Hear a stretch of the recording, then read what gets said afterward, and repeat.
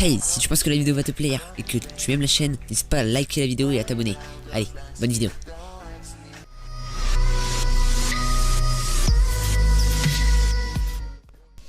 Hey, bien sûr à tous, c'est Zyrek, j'espère que vous êtes tous très bien les gars. Aujourd'hui, on se retrouve pour une toute nouvelle vidéo sur du Call of Duty Black Ops 3 en mode multijoueur sur la map Nocturne à la hache enflammée. Donc pourquoi la hache enflammée? Tout simplement parce que cette vidéo sera basée sur le marché noir. Donc ma classe que j'utilisais, c'était la hache enflammée avec une Kuda pour les long shoots. Parce que voilà, je voulais donner quand même un gameplay assez beau. Et à la hache enflammée seule, c'est assez galère de faire du positif et de faire un bon score. Donc là ça va, j'ai réussi à débloquer quelques SS, fantômes, raps, et voilà tout le bordel comme la dernière fois.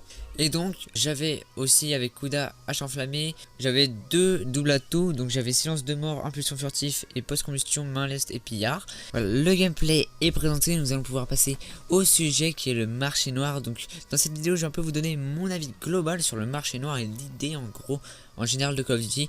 Donc tout d'abord faut savoir que pour les joueurs, bon voilà, pour les joueurs très loin de Call of Duty, les tout nouveaux joueurs, le marché noir est inventé sur Advanced Warfare, donc je sais plus comment ça s'appelait, mais voilà, c'était un système de caisse aléatoire où on pouvait obtenir des armes. Il n'y avait pas de camouflage sur Advanced Warfare, et donc cette année c'est revenu avec BO3, et donc avec le marché noir on peut obtenir des armes. Je pense que pour la plupart le savent, mais bon je le rappelle quand même.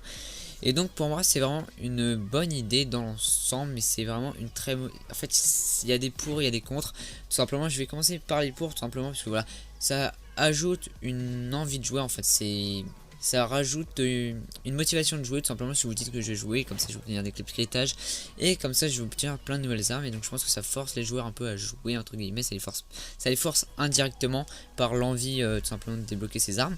Et donc pour moi vraiment le point le plus négatif sur ce marché noir, c'est tout simplement que les joueurs ne sont pas égaux, tout simplement, puisque il y en a qui auront de la chance pour avoir les nouvelles armes. Par exemple, imaginons qu'une mise à jour, une arme est un peu plus OP qu'une autre, et bah tout simplement l'adversaire qui aura une arme du marché noir sera vraiment plus avantagé qu'un autre. Et même on va dire qu'au niveau chance c'est pas top, parce que moi franchement depuis Advanced Warfare j'ai jamais eu une grosse arme dans un largage de ravitaillement, à part sur Advanced Warfare où j'avais la mitraillette, la SM1, mais sinon c'est tout. Sur Black Ops 3 j'ai eu quelques armes, le pot de vin qu'ils ont rajouté là, j'en parlerai un peu plus plus tard dans la vidéo.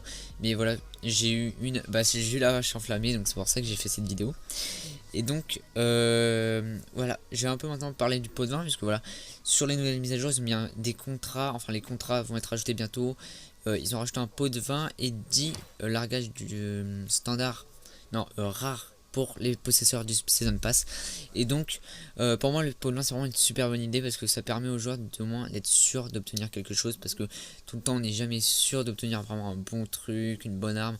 Au moins là c'est pas une bonne arme. Bon, il y en a qui ont pas de chance, qui ont eu des lanceurs, les nouveaux lanceurs ils ont vraiment pas eu de chance. Donc voilà à peu près. Pour un peu vous tenir au courant, les contrats vont être ajoutés dans la prochaine mise à jour. Et donc vous pourrez faire des contrats pour obtenir, je pense, des pots de vin. Je suis vraiment pas sûr de ça, mais au moins pour obtenir des colliers rares, je pense.